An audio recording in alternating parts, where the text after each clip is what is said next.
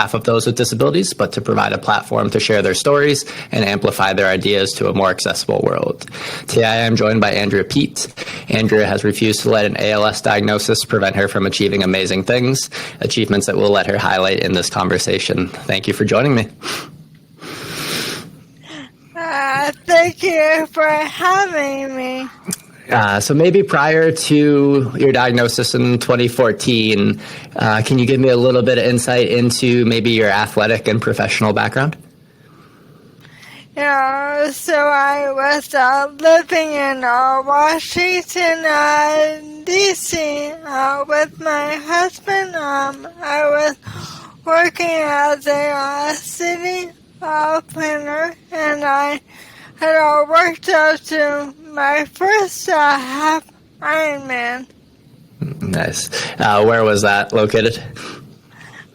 In Davidson, North Carolina, which is where I went to college. Okay, yeah, Davidson College. Yeah. Haven't ventured into the world of triathlon yet because I can't really swim, but I always admire the people that can do all three disciplines. So how close in proximity was that first 70.3 and your ALS diagnosis?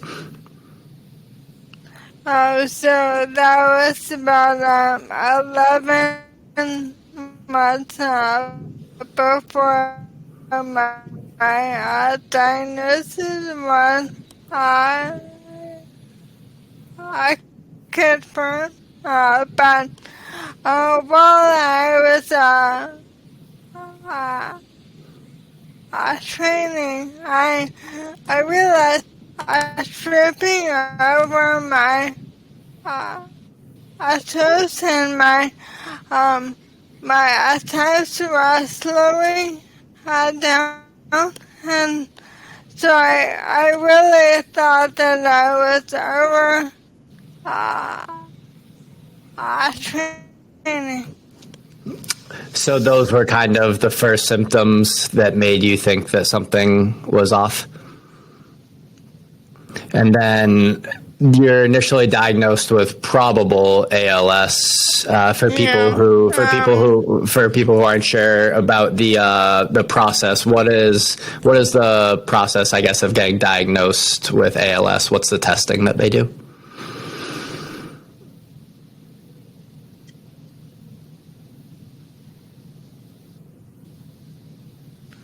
Well, there are several tests, but it's really about ruling out everything else, especially for someone who is so young. And so I had an EMG, which is a nasty test where they stick needles into you, and ruling on things like Lyme. And then it's confirmed by diagnosis several months later, correct? Yeah. Initially, ALS was rolled out, which led us down a very different road. Try to look for rare neurological diseases, but eventually it's more symptom showed up, then they're gonna find the ALS. Okay. And what was the emotional reaction to receiving that diagnosis for you and your husband? Yeah, I mean, obviously we were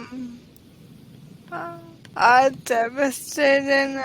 We had been hoping to start a family, but I remember walking out of the hospital, and was walking and I was talking, I could still eat. And so I realized if there was anything I really needed or wanted to do in this life, I needed to get a move on before my body failed me. Yeah, so typically the progression of ALS is within the first few years, correct? Yeah, 2 to 5 years is the average life expectancy, and in that time, you become paralyzed and are unable to eat or speak, or eventually to breathe. Yeah, but yours was 10 years ago. So, is there a way? Is there a way that doctors are able to like quantify the progression of the disease? And do you have any idea why you've been able to double the expectancy? Everyone with ALS is different, and so you really need to just wait and see how the person progresses. For me, I can say without a doubt that I do have a slow progression, but my exercise, including swimming, has helped me stay stronger than I would have been. Yeah, I saw some videos about you and your mom swimming together and how essential that's been to your recovery. So, somewhere within that time frame, you started recumbent biking, riding on a recumbent trike. So, when did this big idea to complete a marathon in every state come to mind? And was there anything specific that kind of influenced it? Yeah, so I wanted to do one last triathlon, and so we bought the trike, and so that was really supposed to be my last and final race, but when I was the last person to finish the race by over an hour, I realized that I can use my story to raise money for ALS research, and also to inspire others to take on a race that they weren't sure that they could do. And so that is the initial spark. But I worked up to a marathon on my trike within a year, but it wasn't until I hit the 5-year mark when I decided to take on a marathon in all 50 states. When I reached the average age of, where someone would typically die with ALS, I thought, I really am tired of waiting around for the disease to kill me. I'm really going to use my time to, live and set goals and just go for it. Yeah, you definitely haven't been waiting around, and you've definitely gone after some very ambitious goals. So, you recently completed the 50th, correct? Yeah, and 22 now. Yeah, so too. That's incredible. So, what is do you have a next goal in mind or something that you want to do? Well, my next goal is to do the TCS New York City Marathon, the largest marathon in the world, this November. That's awesome. Awesome. And so you started Team Drea as a way to fundraise for ALS research, and you've raised more than $1 million. Do you know what exactly that those donations have funded? What type of research or what types of programs? Yeah, so we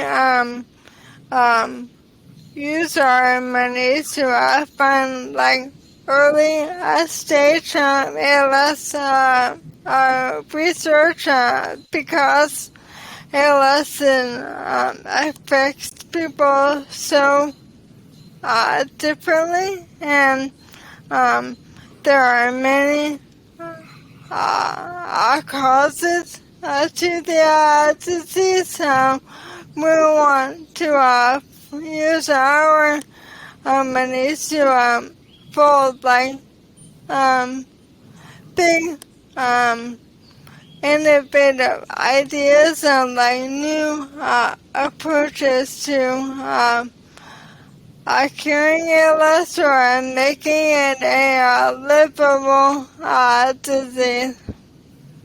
Yeah, absolutely. Where in the States is kind of the groundbreaking ALS research happening? Yeah, so we support the ALS Therapy Development Institute in Watertown, Mass. So they are the first and largest nonprofit biotech lab to like 89% of the money that we donate goes directly into the lab. Yeah, so incredibly important research for that. And I'm in Massachusetts here, so we've always been really fortunate to have a lot of the best hospitals in the world. So very grateful for that. We are grateful for the support of our first show sponsor. Resolution Fitness offers leading brand health club equipment and accessories for residential and commercial use. In addition to traditional exercise equipment, they specialize in adaptive fitness products and wheelchair accessible machines. If you're interested in outfitting your fitness facility or home gym to be more accessible, visit www.resolutionfitness.ca or the link in the show notes below. Team Drea, if anyone is interested in learning more about them or supporting the organization, where would you recommend that they go to learn more? So teamdrea.org. You can join us and take on a risk of your own, and just appreciate what your body can do, and find in honor of someone who can't use their body anymore.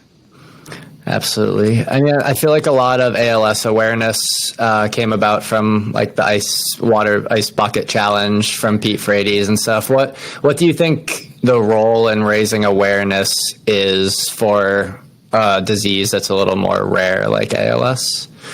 Yeah, the ice bucket challenge really shaped everything about ALS awareness. And used to be known as Lou Gehrig disease, and people didn't know much about it, but now you can say the iceberg disease, and so people get it. It seems more relevant, and the iceberg challenge raised over $110 million just in the U.S. And so now, 10 years later, we have more and more drugs coming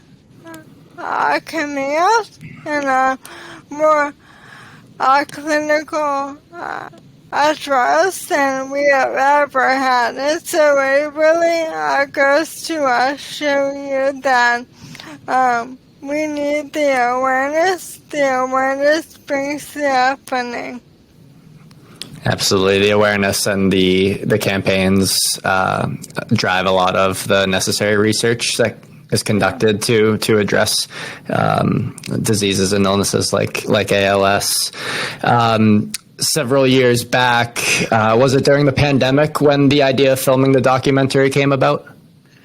Yeah, it was actually before. It was 2019, and we were just going to film through state number 21, and that would be in May of 2020, and then the idea was that people would come and race with me, but of course when COVID hit, all of the races were canceled, and so I'm sitting here. I'm already past 6 years living with a disease that should have killed me in 5. And so, what do you do? I didn't want to have sunk all of these resources and funds that people had trust in me with. At the same time, we couldn't say okay, well, COVID canceled all of the races then. So we were fortunate to keep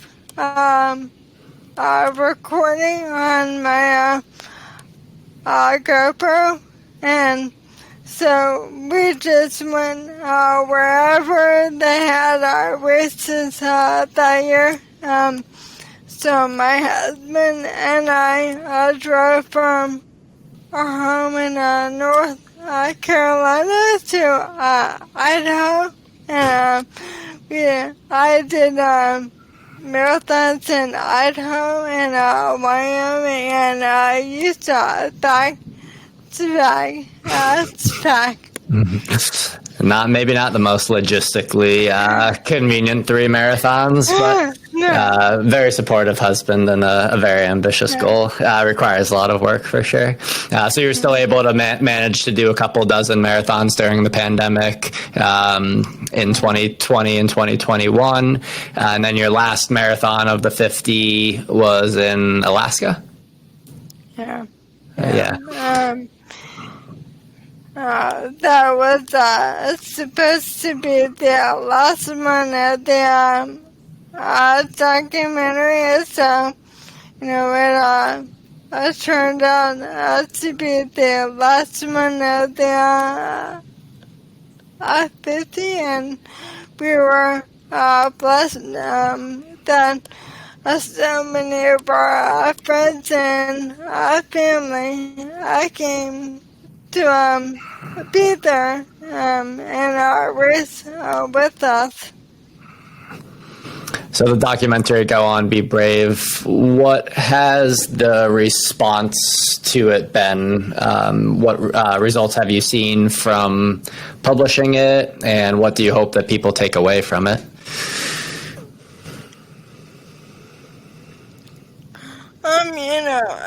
we had about 31 screenings last year. We were in 10 film festivals, but what I love most about it is watching it with people who maybe didn't know their story, and you can just see them as they're like in it with me, during the pandemic, and really struggling on the hills. And I think people are coming away feeling inspired to do whatever it is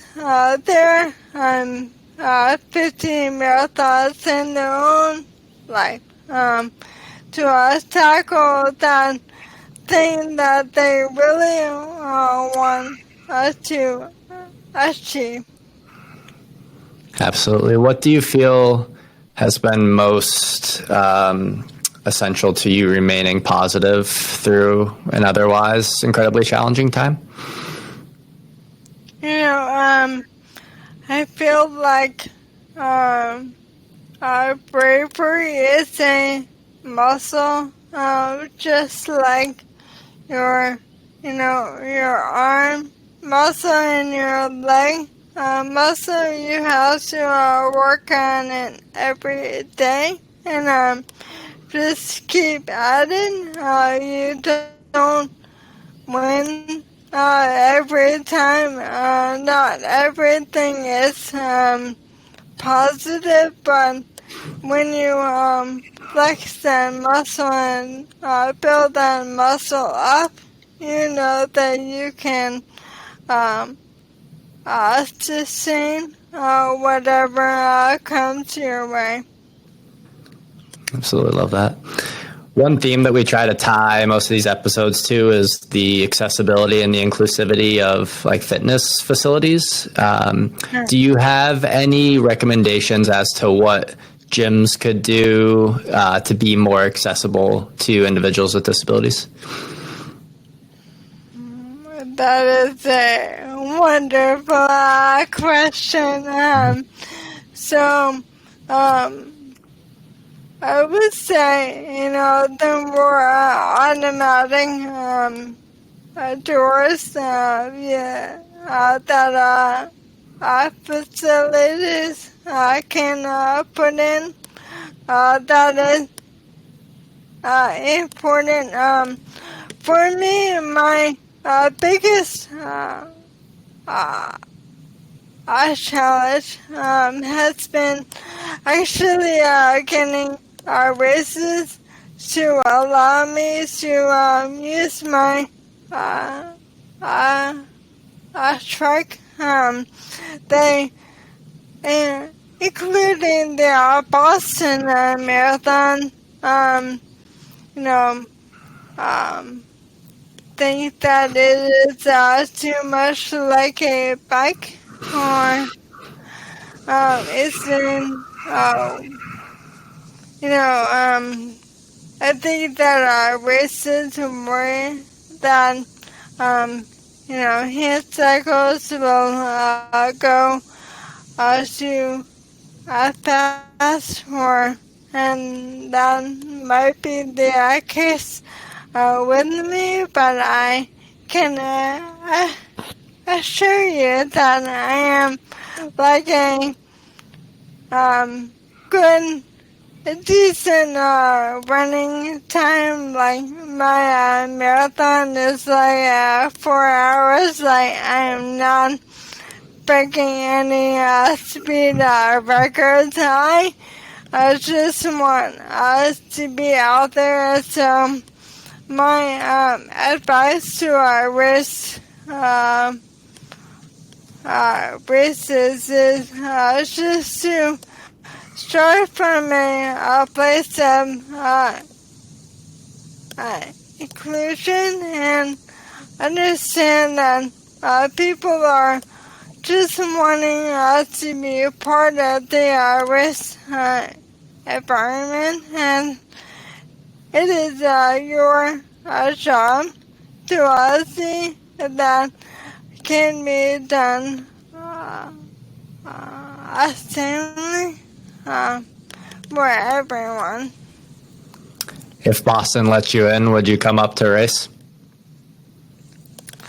I would absolutely race, but I would very much like to have a conversation about changing the rules. It isn't about me doing it. It is about the spirit allowing everyone to race to their maximum ability. I can try to facilitate that conversation if you would like to have it with the race director. I'll text Dave.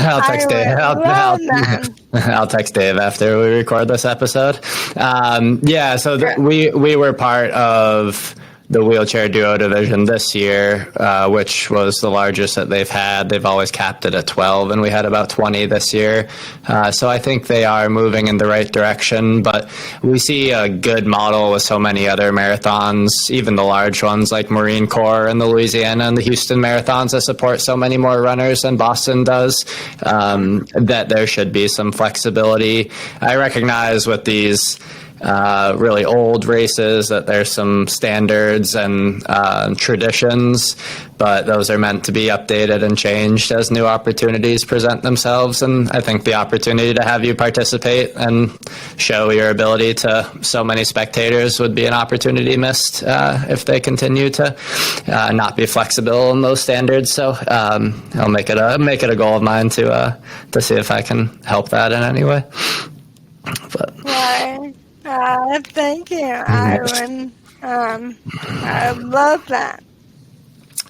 So activities that you're currently involved in, campaign to promote the movie, the documentary, promoting your memoir, which I know you co-wrote with Meredith, correct? Yeah. Yeah. What is what's the book about, or what are the lessons that you hoped to share in the book?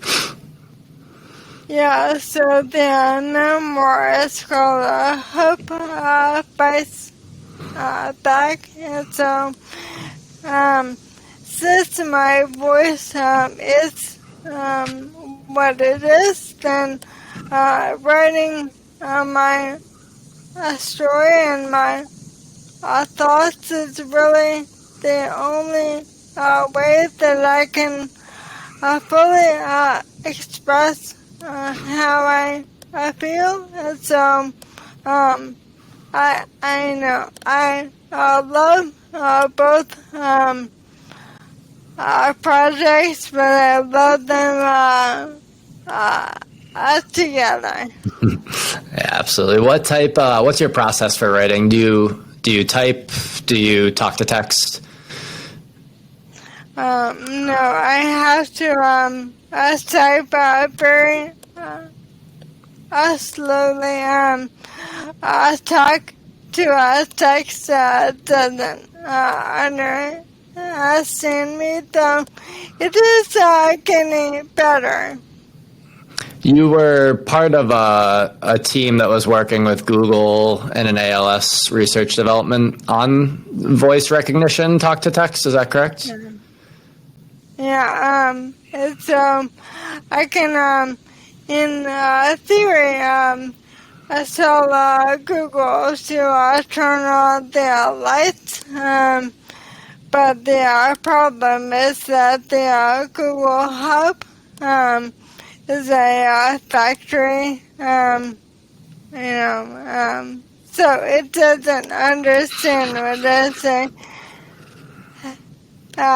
Hey, Google. And so we're working on that, but I think as more people record their voices and AI gets better than the whole process gets better. I think that in 5 years time, this will look totally different. Absolutely. What advice would you give to someone who's faced with a prognosis like ALS, or maybe what advice would you give to someone who's supporting a family member or a friend? I guess those are two separate questions, but to the individual who's facing a long road like you have, what have you learned and what would you share with them? I would say that, your ALS journey is your own. There is no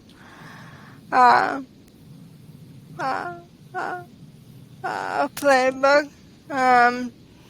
So your disease is unique to you. Whatever you can do to keep your body and your spirit strong, it will help you in the long run. And it will allow you to stay stronger than you otherwise would. And the other thing that I would say is that, you can be depressed or you can live your life. The time will pass either way. Absolutely. And maybe what are the lessons that you think you've seen your husband learn about supporting someone who's going through a time like you have? Well, my husband is, smarter and more compassionate than I am, and he really has allowed me to, take on whatever a challenge that brings me joy. Now that I have really completed the marathon, I am trying to be a better partner. He has supported my goals and sacrificed so much, and so I want to do the same for him. And so he is a burgeoning a gardener and a farmer, so we bought a little plot of land where you can plant some trees and grow some vegetables, and that is what he wants to do, and I want to be there like he has been for me. That's great. So for people who are interested in checking out the movie or reading the memoir, where would be the best place for them to find access to those? So everything is on our film website, which is go on bebrave.com. Go on bebrave.com. We'll include that and a link to ordering the book in the show notes. And Andrea, I really valued the time I had to talk to and appreciate your willingness to share your story and join me today. I look forward to sharing this with our listeners. Thank you all so much, and thank you for what you do to elevate the stories. Thank you. Thank you for listening to the AdaptX podcast. Our effort to amplify the ideas of our guests and create more inclusive and accessible industries is futile unless these episodes reach a larger audience. If you enjoyed our discussion today, please leave us a rating or a review on whichever platform you use. And if you would like to learn more about AdaptX, the course that we teach to health and fitness professionals and the projects that our organization is working on, you can subscribe to our newsletter through our website, www.adaptx.org. Until next Monday.